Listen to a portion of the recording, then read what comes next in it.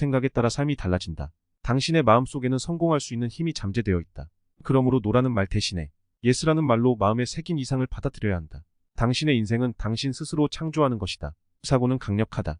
더군다나 이것이 명확한 목적, 끈기, 불타는 소망과 합쳐진다면 더욱더 강렬한 에너지를 발산한다. 수년 전 에디슨과 공동사업을 꿈꾸던 에드윈 번츠의 이야기다. 번츠가 처음으로 에디슨과 일하고 싶다는 꿈을 품었을 때는 그렇게 되기 위해서 무엇부터 해야 할지조차 알지 못했다.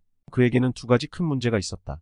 하나는 에디슨을 한 번도 만난 적이 없다는 것이고, 또 하나는 에디슨 연구소가 있는 뉴저지 주의 이스트 오렌지까지 가는 기차표를 살 돈이 없다는 것이었다. 이것만으로도 그의 꿈은 실현 가능성이 없어 보였다. 그러나 번츠의 꿈은 너무나 간절했다. 그는 자신의 꿈을 현실로 이뤄낼 방법을 찾기 시작했다. 결국 그는 꿈을 포기하느니 화물차 짐칸에 숨어 여행하는 것을 택했다.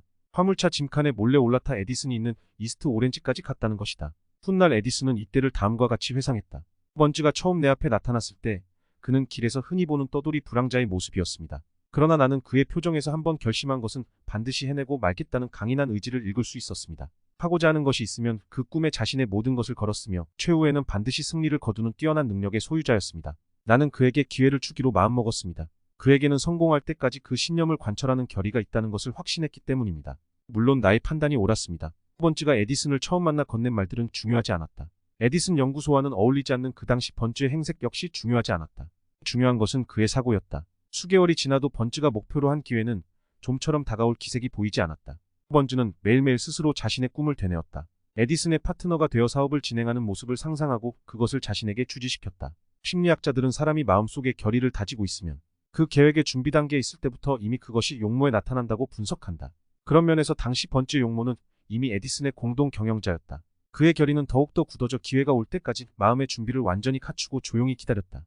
드디어 기다리던 기회의 문이 열렸다. 그러나 그 기회는 번츠가 기대했던 것과 다른 형태로 나타났으며 그 방향도 전혀 예상하지 못한 것이었다. 이것은 기회가 가지고 있는 속성인데, 기회는 항상 뒤에서 슬그머니 다가오는 장난스러운 습성이 있다. 또한 기회는 불운이나 일시적인 패배의 그늘에 숨어 은밀히 찾아오기도 한다. 그래서 많은 사람이 기회를 놓치고 만다. 이 무렵 에디슨은 신제품인 에디슨 축음기를 완성했는데, 에디슨 연구소의 영업사원들은 이 제품에 그다지 흥미를 갖지 않았다. 그러나 번츠는 이것이야말로 기회라고 생각하고 신제품의 판매를 자신이 맡아보겠다는 의지를 밝혔다. 판매를 담당하게 된 번츠는 기회를 놓치지 않고 축음기를 훌륭하게 팔았고 마침내 전국 판매권을 얻어 큰 부를 손에 쥐었다.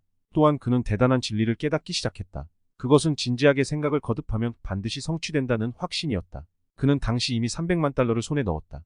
그러나 그 금액보다 중요한 것은 마음속에 싹튼 꿈이 말을 통해 명확한 형태를 갖추면 그것은 반드시 현실이 되어서 손에 들어온다는 결정적인 사실을 체험한 것이다. 그가 출발할 때 가지고 있었던 것은 내가 바라는 것은 이것이다 라는 명확한 꿈과 그 꿈을 성취할 때까지 결코 돌이키지 않겠다는 굳은 결의뿐이었다. 긍정적인 마음가짐은 자석이 쇠붙이를 끌어당기듯 좋은 결과를 끌어당긴다. 그것은 의심과 절망으로부터 당신을 지켜줄 것이며 당신에게 성공과 부를 안겨줄 것이다.